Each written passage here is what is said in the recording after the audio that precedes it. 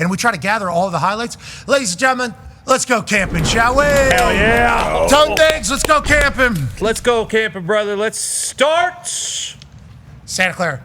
in Santa Clara with the San Francisco 49ers, Christian McCaffrey, running a little go route on number 4-6, and he looks to be healthy again, Pat. Fingertip grab. Obviously, he flips. Wasn't touched. Could have finished that. Defensive guy. Let's put a hand on him when he hits the ground, of course. Probably a young guy. Quads look gigantic. He looks explosive. Throws his hand up right here. Boom, throws his hand up. I got him. As soon as he was, if he's even, he's leaving. And he knows that. And Christian McCaffrey still has the burst, clearly. What a weapon to be back for the San Francisco 49ers. Everybody's talked about the Niners having a disappointing season last year. That started 4 days before the season started, whenever we found out that Christian McCaffrey had Achilles tendonitis. And then that jumped from one side to the other side, and then their entire season just never really got off. Now's the time to bet on the San Francisco 49ers, I think.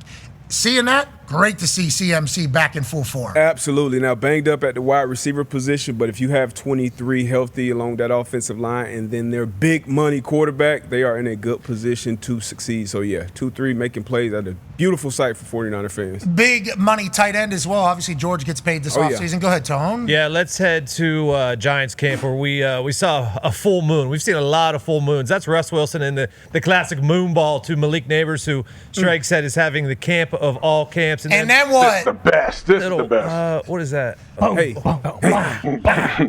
I think it was cleaning the top of a table. Yes. I think he was dusting off a table. Like there's a table there, and he's dusting it off, I think. Belt to ass. Yeah, a little belt to ass. I thought he was peeing. No, what do you mean, belt to ass? BTA, belt to ass, bend your ass over. Yaga! Yaga! Yaga! That's what he was doing right there? Yeah. Wow, I didn't know that. I thought it was maybe a table. Yeah, maybe. I thought he was an his elephant. left hand is up. Like, whoa. straight Windex. Look at that table. No. How about the little boy in the back with the thumbs up? Love him. If we could pause on little boy, he just learned how to dust the table and make belt to ass. Go rewind a little bit. And there he is, little boy in the blue. Loves it. You see him. Hey, thumbs up, Bob. That's good shit, Bob. We want to see more of that, bro. Shout out to the Giants. New era. Same regime. Uh-huh. Can they win? Malik Neighbors was being put in a conversation with Justin Jefferson, Jamar Chase, Malik Neighbors. Is Terry McLaurin Malik Neighbors? That's what Peter Schrager said. That's right. So that is what Giants fans are saying about Malik Neighbors. They already have him as a top 3 guy, top 4 guy. Maybe that is the case. Maybe that happens with it, especially with a day ball offense and Russell Wilson able to do his thing. But Terry McLaurin's been doing it for like 10 years. So we shall see. Hopefully Malik's able to do that. Good highlight out of Russell Wilson. I know Pittsburgh Steelers fans are like, that looks familiar, right? Isn't that what you guys were thinking? Listen, for 6-7 weeks, he's going to give you incredible NFL football, okay?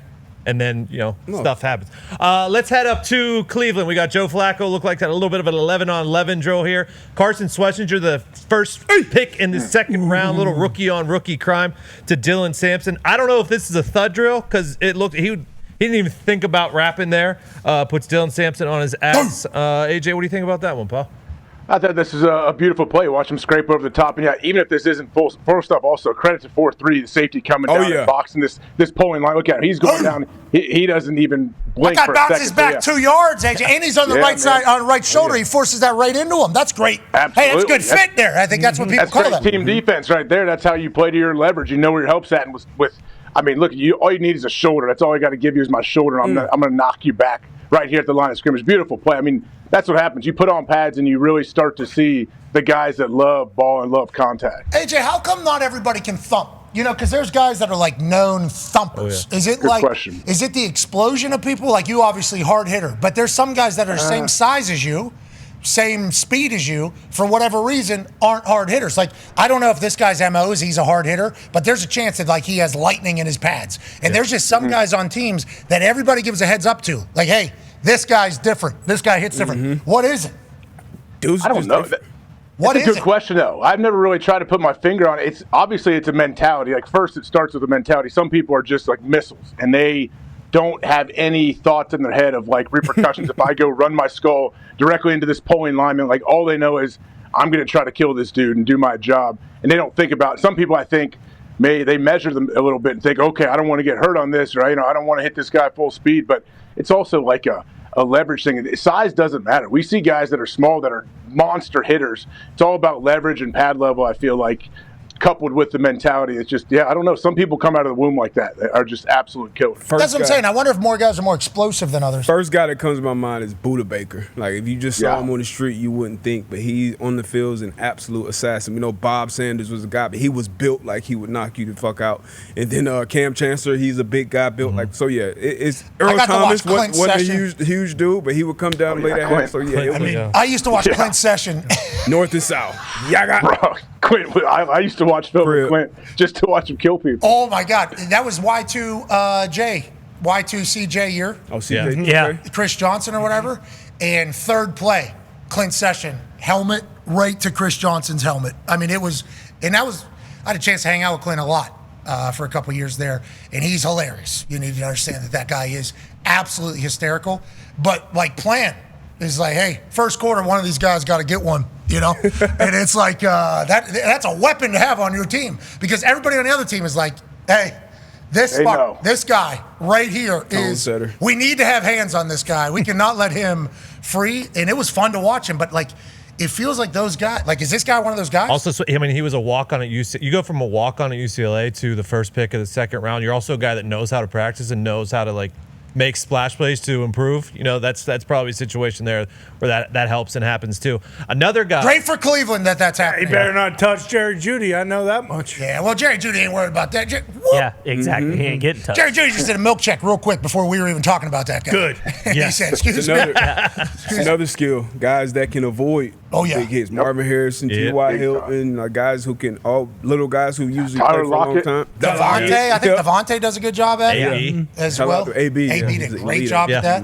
Tyreek, I think, does a good job staying out of shit. Another guy that does that, we're going to head down to Saints camp, and a great connection to end the year last year, Spencer Rattler to Rashid Shaheed, who is the burner now for the New Orleans Saints early in this camp. We don't know who the starting quarterback's going to be, but we know Rashid Shaheed's going to be a playmaker for the Saints team. I love a good deep ball. I also love number 22. Oh, yeah. Awesome. I love number 22. Matthew Golden. He did a lot of shit last year, right? If I recall, we were doing a lot of Rashid Shaheed highlights, I think. Very early for them. Great name. Yeah. I can feel the humidity through this footage. No. Very hot. Have you seen the Tyler Shuck stuff? Because I did want to know Didn't throw the football. Yeah, what happens, especially for you, D-Butt. He won't throw the football, I guess. I just saw once again, we can't judge everything. But yeah, it's 7 on. Is this the rep right here? Yeah. There's 4 or 5 of them, I think. It's good defense, man. Watch them pass everything off. Oh, yeah, we're talking shit. Throw the ball! Yeah. Hold on. How about this? Gain of 2, bitch. Yeah. That's not a game. That is. First 2 downs, he goes, that's a gain of 4. We got 3rd and medium. Yeah. We're in a good spot. That's smart football. But they have like 3 of these they posted. And the person that posted was like, hey, this guy won't throw the ball, basically. And, he's a veteran. He's a little bit older guy. He played a lot of football in college. Obviously, he's with Brom. Brom, obviously, great quarterback coach and everything like that. But it does feel like some of these young guys, I'm not saying that wasn't glue coverage. I'm not saying that wasn't the case. They look like Gary Payton owes a glove out there. A bunch of islands. But I think a lot of these young quarterbacks, there is a little bit of a hesitancy to throw because you don't know, hey, that's open. You got to throw that now. You got to throw that now, which is what we're seeing from young quarterbacks, more specifically here, Tyler Shuck. You got to let it rip, and that's what practice is for. You want to, if you throw it, because it's all about timing in the NFL. You can't wait for guys to get open. You got to throw guys open. And then another thing you learn as a quarterback in the NFL, incompletions aren't terrible. Just throw it away and line up again, because scrambling, that's not realistic. We're not getting better with that type of rep as a defense. Nobody, offense or defense. Yeah, with no line, with no rush. If it's a real rush out there and you scramble and you make time, that's one thing. But no rush, you're doing that, throw the damn ball. Yeah, listening to the entire defense talk shit to that kid would have been fun, but I don't know if they're talking shit down New Orleans. It's 150 degrees. Yeah, true. Too hot. Kellen Moore went out there the first day to speak. Kelly Moe. And it was my first time really hearing him as a head coach. And I think back to Boise State, Kellen, kind of same era here, young head coach. Him talking to that crowd. We like that it's hot. We really like that this is as hot. That's the first thing he said. And I was like, that sounds like a guy that did not fully prepare for how fucking hot it was. They started moving that training camp to West Virginia. Yeah. West Virginia, hot as shit.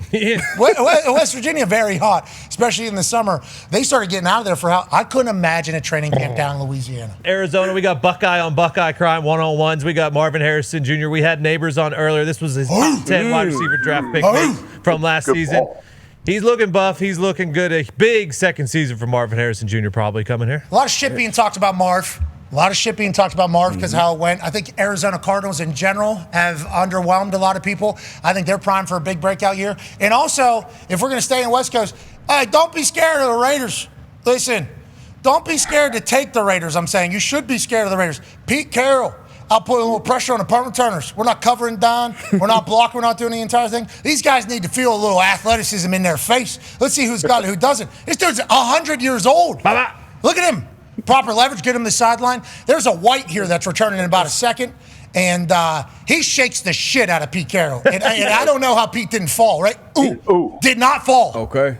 That's an 80-year-old, right? How old is he? Yeah, like 72, 78 or something. Yeah, he's like Yeah. How does he Same not as Bill. fall there? And then he's spinning it. They got him spinning, throwing like 30 yards still. Pete Carroll might be in the best shape of any 70-plus human on this earth. He's a dog. And he's not scared to talk his shit. Hey, for 20 years, I've won 10-plus games. We're going to win here. I believe it. I mean, the energy is immaculate, and the Raiders could be all the way back. Don't look now. The Raiders might not be shite.